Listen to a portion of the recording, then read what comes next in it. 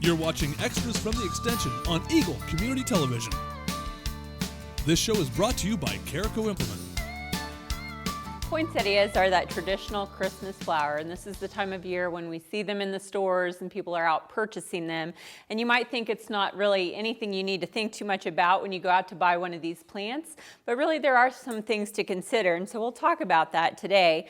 One of them is when you go out to buy your poinsettia, just make sure that it's a nice, healthy looking plant. Look for any broken branches. Always look at the undersides of the leaves to make sure there are no insect problems going on. You'd hate to bring an insect into your home, especially if you have lots of other house plants in the house. And the other thing to consider is the age or the maturity of that plant. Now, one of the misconceptions that people have is that these red things are actually the flowers, but they're actually not. These red things are actually modified leaves called bracts, and they are very colorful to attract insects into the main flower, which is actually that little yellow spot in the middle. So those are the actual flowers. And so if you have flower buds, and you can maybe see those, they will be closed up, and that's actually a good sign. That means that the plant has not reached its peak maturity yet. And so if you're purchasing a poinsettia at the beginning of the season, maybe around the first part of December, you want to make sure that you find a plant that still has those flower buds really tightly closed, or maybe just starting to open.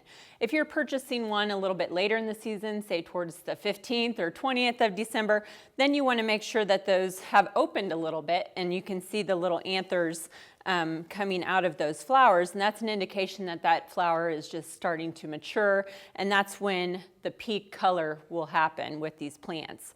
If you have a plant in the store that is shedding yellow pollen, it's reached its maturity. Actually, it's past its peak, and I probably would leave that there unless you're right around Christmas time and it's looking really pretty.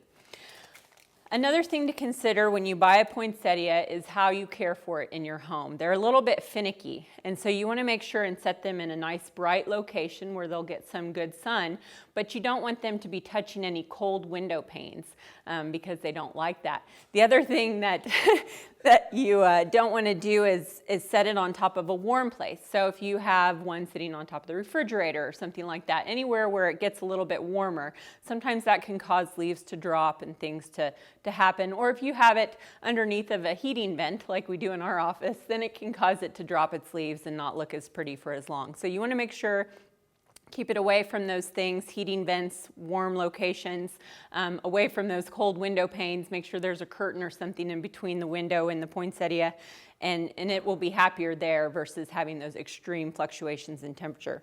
The other thing that is hard to, I guess, realize is that these are finicky about their watering. So if you have these plants, a lot of times they come in these really pretty foil wrappers. Make sure that when you go to water it, best thing to do would be just to take it out of that. Use lukewarm water, so you don't want to use really cold or really warm water, but just lukewarm, room temperature water. And then just water it to the point where it starts to drain out of the bottom.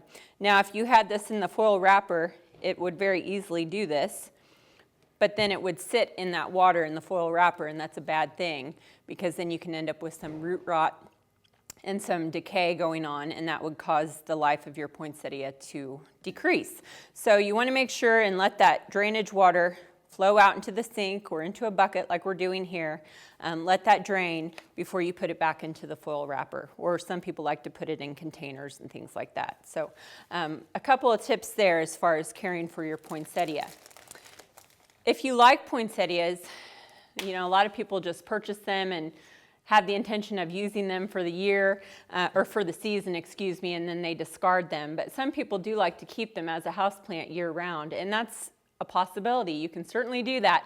They are actually native to Mexico. They're actually woody shrubs there, and they can get up to 10 feet tall in Mexico in that tropical location. So these can be grown year-round indoors in our homes, but they do take some special care. So if you like to do those sorts of things, we do have a publication called Home Care of Poinsettias.